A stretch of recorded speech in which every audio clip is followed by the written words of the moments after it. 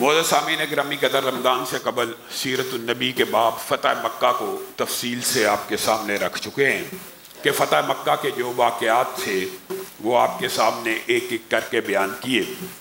فتح مکہ کا باب جہاں پہ رسول اللہ صلی اللہ علیہ وسلم کی طرف سے عام معافی کے اعلان کا باب ہے، اور اس کے بعد ایک دم عرب کی کایا پلٹ جانے کا اور تیز رفتاری سے اسلام قبول کرنے کا بیان ہے، وہیں پر صرف اس فتح مکہ کے دوران جو فقہی واقعات پیش آئے وہ بھی بہت اہمیت کے حامل ہیں، اور ان سے اسلام کے اندر مستقل جو اصول قائم ہوئے وہ بھی بڑی اہمیت کے حامل ہیں۔ چونکہ ہم یہ باب پڑھ رہے ہیں تو فقہی مسائل جو ہیں ان کے اوپر بھی تیزی سے ان کا جائزہ لیتے ہیں۔ نمبر ایک کہ حضاب لگانے کے حوالے سے اس سفر کے دوران یہ بات ہمیں سمجھ آئی کہ رسول اللہ صلی اللہ علیہ وسلم نے حضرت ابو بکر کے والد محترم کو کہا کہ ان کے بالوں کو رنگ دیا جائے لیکن کالا نہ لگایا جائے، تو سیاہ رنگ کے علاوہ داڑھی کو، سر کے بالوں کو کسی بھی رنگ سے رنگنا جائز ہے۔ یہاں پہ کچھ مغالطے لوگوں کے دماغ میں آ جاتے ہیں کہ اسلام کے اندر اورنج جو کلر ہے اس کا لباس مسلمان مردوں کے اوپر صراحتاً حرام ہے، سختی سے، کیونکہ شرک کی نشانی ہے، اور اس رنگ کے علاوہ مرد کو ہر رنگ پہننے کی اجازت ہے۔ ہمارے ہاں بعض لوگوں نے جو ٹرانسلیشن اس کی سرخ رنگ کی وہ درست نہیں ہے، کیونکہ رسول اللہ صلی اللہ علیہ وسلم سے خود سرخ رنگ کا لباس ثابت ہے۔ تو جو منع ہے وہ صرف اورنج ہے، اور پیلا منع نہیں ہے، ناپسندیدہ ضرور ہے لیکن منع نہیں ہے۔ منع صرف مردوں کے لیے ایک ہی کلر ہے، اورنج ہے۔ اب لوگ یہ کہتے ہیں دیکھیں جی اورنج کلر کا لباس منع ہے تو اورنج کلر کی داڑھی بھی منع ہوگی؟ ہرگز نہیں۔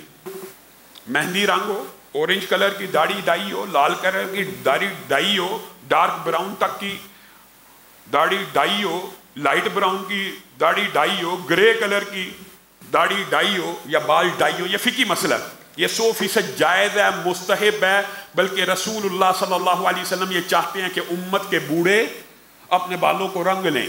ہاں دوسری باتیں بھی ملتی ہیں کہ اللہ کو سفید بالوں کی حیا آتی ہے، یہ بات بھی درست ہے، لیکن اگر امت حالت جنگ میں ہو تو پھر تو بعض فقہا نے یہاں تک کہہ دیا کہ مسلمان بزرگوں کا داڑھی رنگنا فرض ہے تاکہ کمزور اور بوڑھے زیادہ نظر نہ آئے۔ اور یہ ایک نیچرل بات ہے، فطرتی بات بتاتا ہوں، یہ جو صرف داڑھی کا رنگنا آپ سمجھتے ہیں رسول اللہ کی سنت ہے اور رسول اللہ کا حکم ہے، اس کے پیچھے کوئی کر لیا نہ کیا۔ اللہ کی قسم جو لوگ داڑھی رنگتے ہیں اور اپنے بالوں کو رسول اللہ صلی اللہ علیہ وسلم کی سنت اور حکم کے مطابق اس نیت سے رنگتے ہیں، وہ صرف دکھنے میں جوان نظر نہیں آتے، یہ بات یاد رکھنا، ان کی فطرت میں، ان کی طبیعت میں خود اعتمادی اور جوانی پیدا ہوتی ہے۔ یہ میں آپ کو ایک پتے کی اور نسخے کی بات بتا رہا ہوں۔ ایک آدمی بالکل نوجوان اور اس کے داڑھی کے سارے بال سفید ہو جائیں، وہ اپنے اوپر خواہ بزرگی طاری کر لیتا ہے اور اس کی طبیعت میں بزرگی پیدا ہو جاتی ہے۔ اسی طرح اگر کوئی 80 سال یا 90 سال کا بزرگ بھی داڑھی رنگے گا نا، اس کی طبیعت میں جوانی پیدا ہو جاتی ہے۔ یہ حدیث کی حکمتیں ہوتی ہیں۔ تو یہ بات تو میں رسول اللہ صلی اللہ علیہ وسلم کے سفر سے یہ سمجھ آیا۔ دوسری بات، سعد ابن ابی وقاص آپ کو پتہ ہے سفر میں بیمار ہو گئے، اور جب بیمار ہونے لگے وصیتیں کرنے لگے تو رسول اللہ صلی اللہ علیہ وسلم نے ڈانٹ دیا، روک دیا۔ یوصیکم اللہ، اللہ نے وصیت کر دی ہے بھائی، اللہ نے وصیت کی ہے وراثت کی۔ یوصیکم اللہ فی اولادکم، اللہ نے تمہارے بارے میں وصیتیں کر دی ہیں، تم کس چیز کی وصیت کرتے ہو؟ ہاں اگر کرنا چاہتے ہو تو غیر جو تمہارا وراثت میں حقدار ہے اس کے علاوہ کی وصیت ہوگی۔ یہ جو کلیہ اس کو سمجھنے کی بڑی ضرورت ہے۔ لا وصیت لوارث ہے، جو شرعی وارث ہے نا، جن کی وصیت اللہ نے کر دی ہے، بیٹا، بیٹی، خامن، میاں بیوی کے جتنے رشتے قرآن پاک میں بیان ہو گئے ہیں، ان کے حق میں وصیت نہیں ہے، وہ وصیت اللہ نے کر دی ہوئی ہے۔ ان کے حق میں اگر کوئی بندہ کہے گی میں اپنے بیٹے کو 2 کی بجائے پلس دینا چاہتا ہوں، جائز نہیں ہے۔ وصیت کس کے لیے ہے؟ غیر وارث کے لیے، اور غیر وارث کے لیے وصیت کرنے کے اوپر آئے بندہ تو سارا ہی غیر وارث کو دے دے، یعنی موت کا وقت آیا تو بندہ کہ اللہ میں ساری جائیداد وصیت کرتا ہوں مسجد کو لگا دی جائے، نہیں قبول،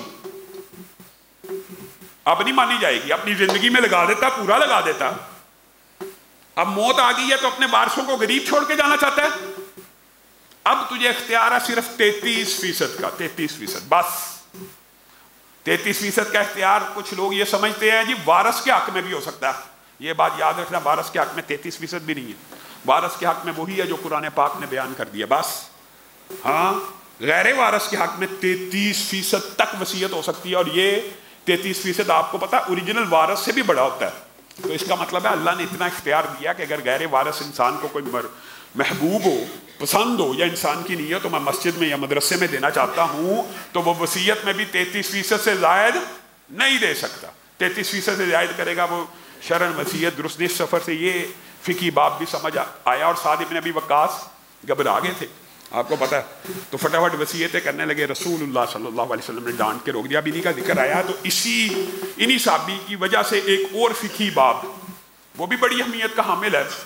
ہمیں یہ سمجھ آیا اس سفر کے دوران حضرت سعد بن ابی وقاص نے کلیم کیا کہ فلاں کا بیٹا جو ہے اصل میں حلال کا نہیں ہے، آپ اس کی شکل دیکھ لیں، اس کی شکل ایسی ہے ویسی ہے، تو اس کو میرے حوالے کیا جائے۔